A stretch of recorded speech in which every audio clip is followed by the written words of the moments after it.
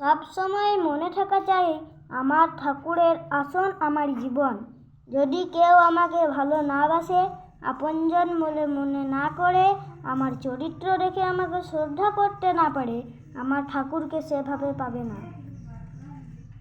আমার তাই পরিপক্ষেপে তেমনইভাবেই চলা লাগবে, যাতে প্রত্যেকে আমাকে অমৃতের মতো পায় তার জীবনে। আমাকে যদি কেউ ইনসাল্ট করে, অশ্রদ্ধা করে, তার মানে সে সেই ভাবের খোরাক পাচ্ছে আমার চরিত্রে।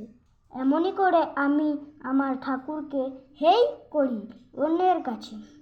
বাড়ি থেকে ঠাকুর প্রণাম করে যখন বেরুলাম, তখন আমার ঠাকুরকে নিয়েই বেরুলাম, যেন আমি ঠাকুরকে বহন করে নিয়ে বেড়াচ্ছি সর্বত্র। জয় গুরু।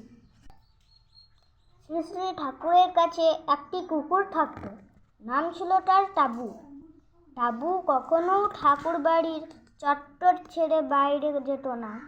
কখনো শ্রী শ্রী বড়মা রান্নাঘর থেকে, কখনো বা জ্যোতি আশ্রম থেকে 2-4 মতো ভাত যা পেত তাই দিয়েই দিন চালিয়ে দিত।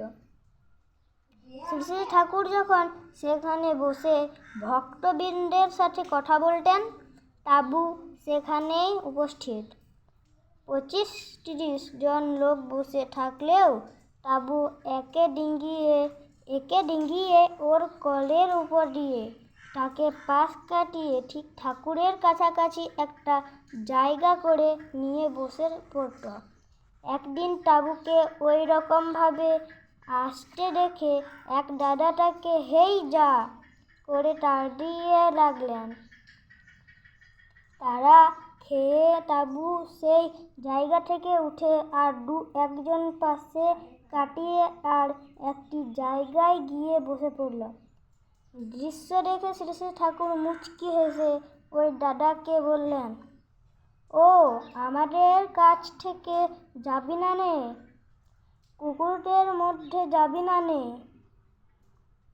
ভাবে দূর শালা ওই ছোট্ট লোকের দলে যায় ডেকা। টাবুর মনের ভাবটি শ্রী শ্রী ঠাকুর এমন সহজ সরল ভাষায় শালা শব্দ যোগে প্রয়োগ করলেন, সবাই হেসে অস্থির।